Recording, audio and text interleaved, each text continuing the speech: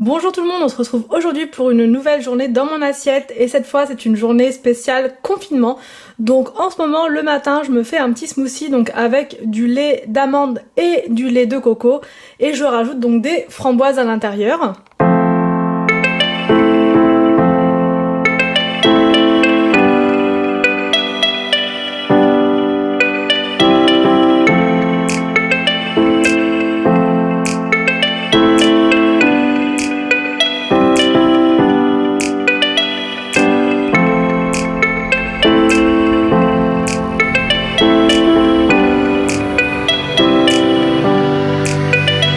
Je viens rajouter une cuillère de miel et ginseng que j'ai reçu donc dans la Degustabox et ça vient donner un petit goût sucré donc au smoothie et en même temps ça vient rebooster.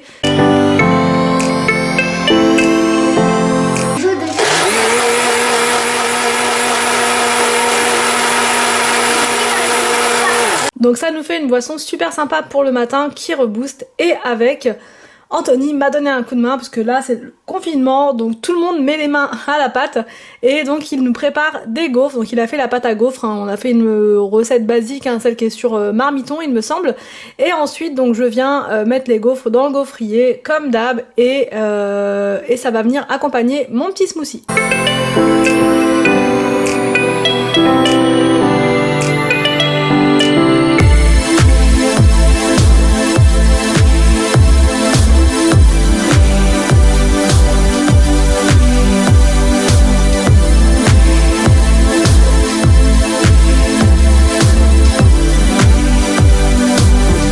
Bon alors pour la deuxième recette, il vous faut des pommes de terre et regardez ce que j'ai trouvé, une belle pomme de terre en forme de cœur. Donc il vous faut des pommes de terre, une certaine quantité, nous c'est pour 5 personnes donc on en a mis ouais, plus d'1 kilo facile.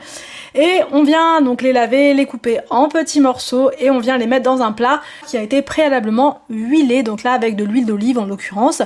Et on met aussi de l'huile d'olive au-dessus. Ensuite on vient ajouter les épices de son choix, moi j'ai mis du curry, de l'ail en poudre et des petits morceaux de, comment dire, enfin c'est de la truffe sous forme d'épices, on va dire ça comme ça. Et ensuite il n'y a plus qu'à la tourner en fait comme un moulin à poivre et ça donne un super bon goût un peu truffé quoi, un goût de truffe.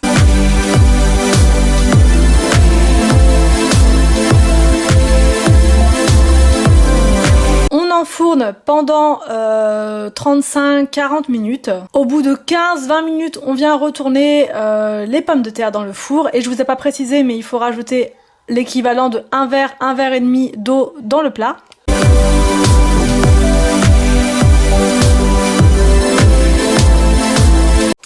Pendant que ça cuit, on va venir paner nos poulets, enfin on va venir faire des petites nuggets de poulet maison. Donc il vous faut de la farine, 3 œufs ou 2 œufs, ça dépend de la quantité de poulet que vous avez, et un mélange de chapelure avec, alors là j'ai mis du curry, un petit peu de sucre, du poivre, du sel, et franchement ça fait vraiment une très bonne chapelure, enfin une bonne panure plutôt, pardon, vraiment croquante, et le petit goût sucré c'est juste un régal.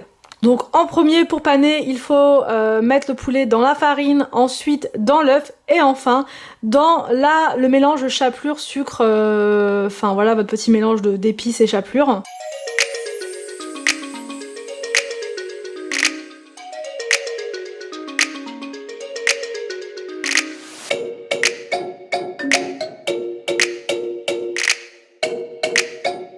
Ensuite je viens mettre mes nuggets dans une poêle avec un peu d'huile d'olive.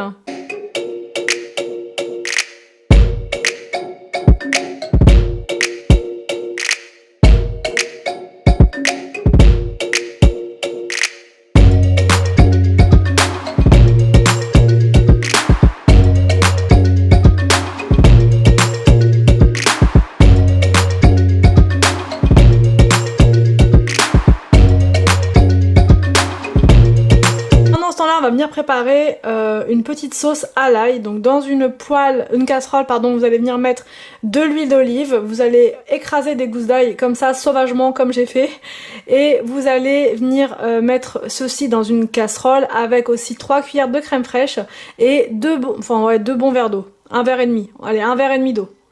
Alors j'ai mis volontairement de l'ail pour faire ma sauce, alors j'ai rajouté aussi 2 cuillères de farine pour que ce soit plus onctueux, et j'ai mis volontairement de l'ail dans ma sauce. L'ail c'est très très bon comme antibiotique naturel, ça vient protéger contre les microbes, et ça vient fortifier donc nos défenses immunitaires, donc c'est important d'en manger surtout en cette période de virus, voilà. Donc une fois la sauce prête, une fois les pommes de terre cuites, une fois le poulet cuit, on va pouvoir en mettre un petit peu donc sur nos pommes de terre, et franchement c'est juste un régal. Bon, après il faut éviter de faire des câlinous à son chéri, sinon il peut s'évanouir, mais voilà, de temps en temps ça fait pas de mal.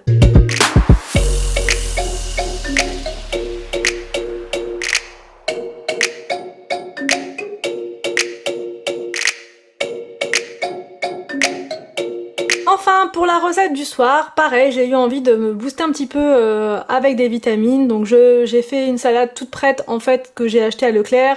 C'est un mélange de radis, de plein de trucs, de carottes, et j'ai ajouté des champignons que j'ai coupés en morceaux. Et ensuite, je viens mettre du citron et regarder un petit peu la force que j'ai grâce à l'ail.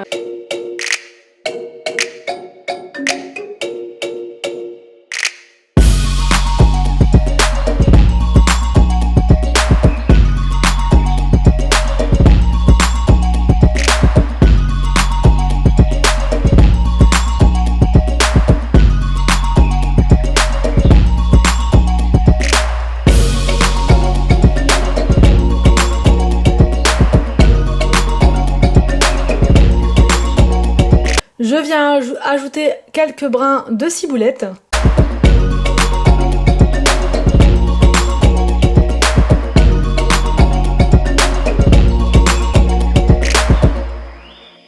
Pour le plat, j'ai préparé donc une poêlée de tomates cerises avec des petits oignons et de l'ail, oui, encore de l'ail, histoire de se booster un maximum et de se protéger contre les virus.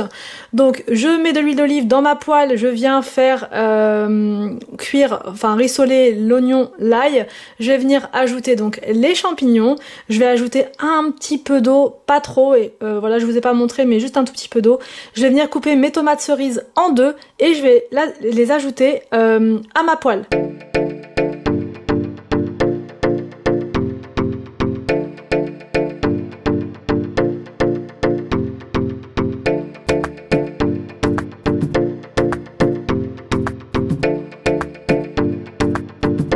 Pendant ce temps-là, on fait cuire notre quinoa, et donc le quinoa c'est à peu près entre 13 et 15 minutes.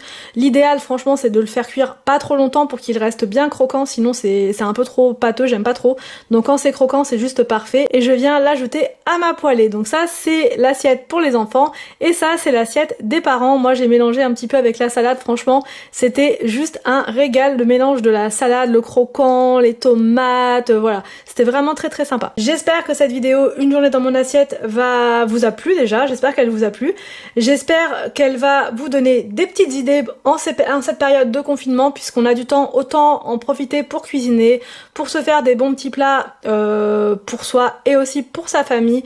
Je vous souhaite encore une fois beaucoup de courage à toutes et à tous, vraiment plein de courage pour ces jours où on est à la maison. Je vous laisse et je vous dis à demain pour une prochaine vidéo sur ma chaîne.